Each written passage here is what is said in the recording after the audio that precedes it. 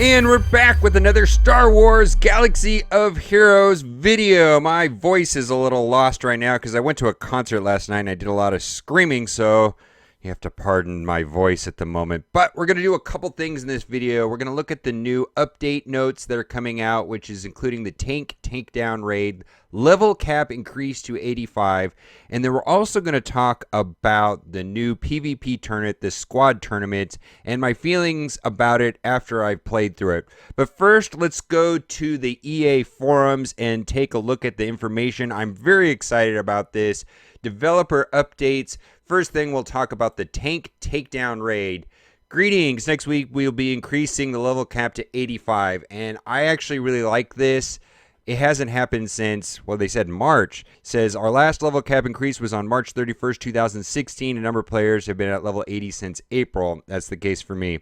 This will have given players 6 months to have their cap of level 80, geared up their characters, and expanded their roster. With the level cap increase, characters will be able to reach new abilities in gear tiers. Wow, so we're going to get higher gear. We're going to be able to go above 11. That sounds pretty awesome. But wait, where does one obtain these new gear pieces?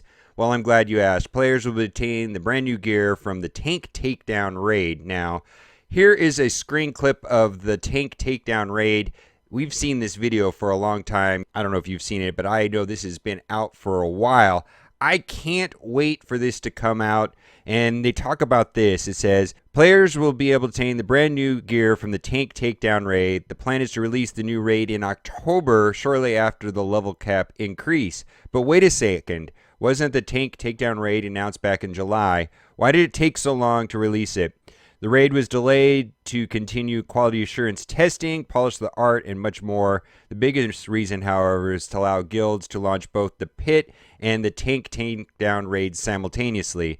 And I know that's kind of cool for me because I'm like 30 shards away from getting Han Solo to 7 stars, and I wasn't sure if we were going to abandon the Rancor, but no, we're going to be able to play both. I love that. Now guilds will earn 2 types of currency with the completing of their activities each day, 1 for each raid.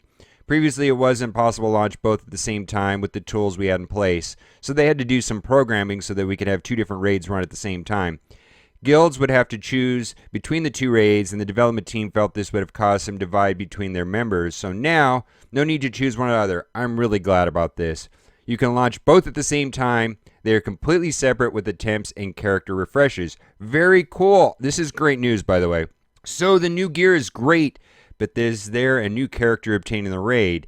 There indeed is a new character for players to obtain, a fan favorite that is attainable only by defeating the heroic difficulty in the tank takedown raid.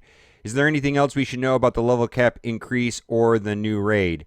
Guilds will have both types of the new currency maxed when the new raid goes live. Cool, so we don't have to save them. We will announce the exact date of the raid as we get a little closer, but guilds will definitely want to spend as much of their currency as they can instead of holding on to it. Yeah, we've been hoarding it for no reason, basically. We thought this was going to come out months ago.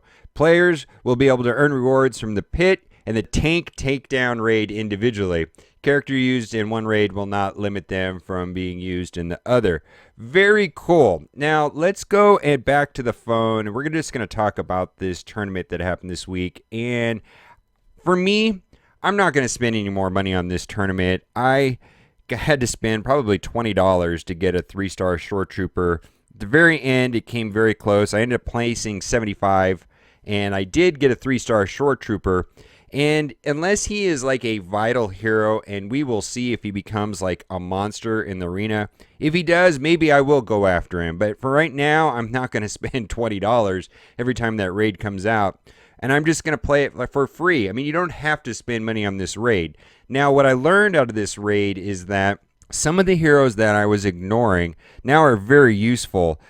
In the past, my videos, I don't know if you've watched them or not, I was pretty much saying, you know what, only upgrade your squad arena team, finish the Galactic War every day. You know, don't go crazy with these heroes that nobody else is using in the squad arena. And now that it's the way it's set up, I can start focusing on heroes that used to be good, that kind of fell out of alignment with the meta shift. And now I can start developing out heroes that I was kind of ignoring. So this first row right here, they're pretty much completely upgraded fully in the first row. Now here in the second 2 rows, these are heroes that, you know, I used to use a lot. Rey is fully maxed out, Count Dooku's fully maxed out, but the rest of them are not. And now I'm going to start doing that. I'm going to start leveling up these guys because it seems very important. Like right now, I used Daka a ton in that PvP tournament. So regardless of what you think about it, I wasn't really sure who to level up or why I would level up new heroes. But now I have a reason to start leveling up these heroes. And that's kind of nice. It was actually kind of fun to play because you have to play it smart. Now I have a reason to start going after some of these other heroes that I was kind of ignoring. And now I'm going to do that. So that's kind of a good thing. That's probably the best thing about that raid, is trying to get the heroes upgraded. So I'm going to hit those. I need all those parts. And I'm going to try to upgrade Daka right here in this video. And we're going to look at the meta. And I think that's a good tool to look at to see what heroes are worth upgrading. There is a website called SWGOH.gg, which I use a lot. And let's go over there and look at that. So the way it's categorized, and I love this website, it's probably my favorite website.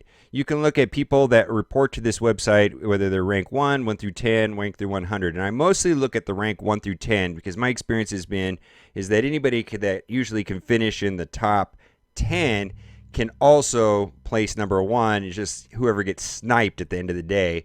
And I have been focusing on, just basically the top heroes on this list. And now I can move down the list. Lando I've got maxed out. Stormtrooper Han I got maxed out. Palpatine, Jedi Knight, Qui-Gon Jinn. I don't have Wedge yet. Biggs is only really good with Wedge and Royal Guard. Don't have Rex, don't have Sunfac. I do have Rey. Don't have Battle Droid. But this is kind of encouraging. I'm close to getting Han Solo to 7 stars, so that's someone that I probably would develop out, but I wasn't going to until this raid.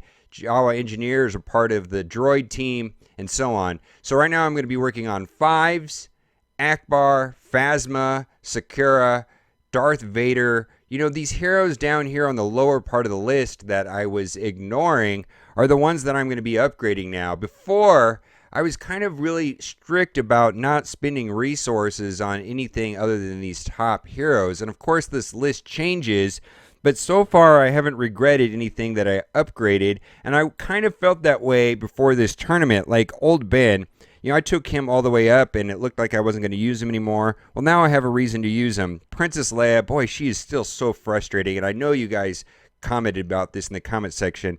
When I attack with her, I only get 1 attack, but when the computer attacks back, it always hits for 3, and I don't understand that.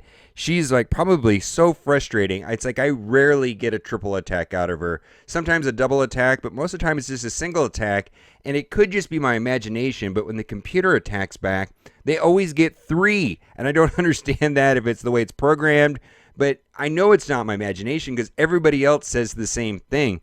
So these heroes down here on the bottom of the list, Akbar, Daka, I even want to start using like Yoda and Luminara, and Phasma is someone that I've kind of ignored for a while, but these heroes down here, I'm going to start upgrading them. I think it's going to be worthwhile to have multiple teams.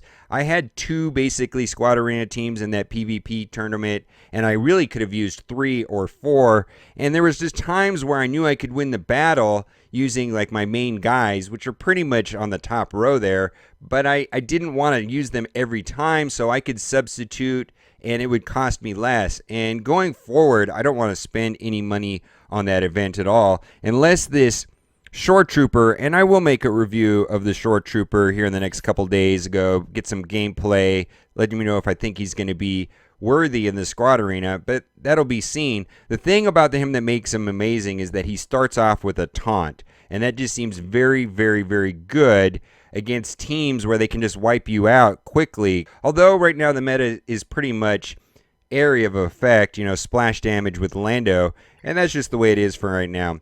Let's wrap up the video by going into the Squad Arena. We'll do some gameplay here. I am still struggling in the Squad Arena. It has been rough, and it's all about speed mods and trying to get Stormtrooper Han as high as possible. Looks like my Stormtrooper Han is faster, so I shouldn't have a hard time with this battle. And this is kind of fun because he's using the 7-star Han Solo, which I'm going to be looking into. So let's go into this battle and just see how it goes. I don't think this is going to be too hard. All right, he stunned Palpatine right out of the top. That's a pretty good choice. I'm glad that he did that. And I think I want to swipe Ooh, how do I want to do this? I think I want to swipe Stormtrooper Han and try to prevent him from getting his taunt. Yeah, that'll be good. And I think I'm going to go for Lando first because he is crazy good. Splash damage. And I really don't like that my Palpatine got stunned. Boy, he's probably dead. Ah! Oh, no. Okay, well, let's do mega damage here. Oh, that's great. All right. Oh, please let me get to Lando before. Thank you. Okay, very cool. Ouch. I need to do something there about Jedi Knight Anakin. Oh, should I try to take a swipe at Palpatine? See, if I swipe at Palpatine right now, then Jedi Knight Anakin will get 100% turn meter. I don't want that to happen. So I think that was smarter to do it that way. Ouch! Okay.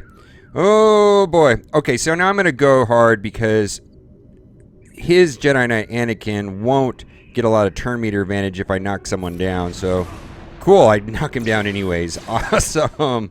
All right. Well, this is pretty much easy. So, all I can say about the Squad Arena right now is it's mostly about speed mods, and I'm enjoying the game a lot right now. I can't wait for level 85 and the tank raid.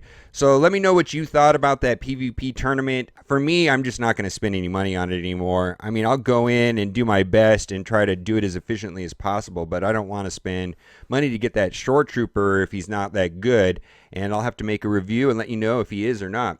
All right, right here in the middle of the screen, there is a link to all of my Star Wars Galaxy of Heroes videos, and as always, thanks for watching and keep on gaming.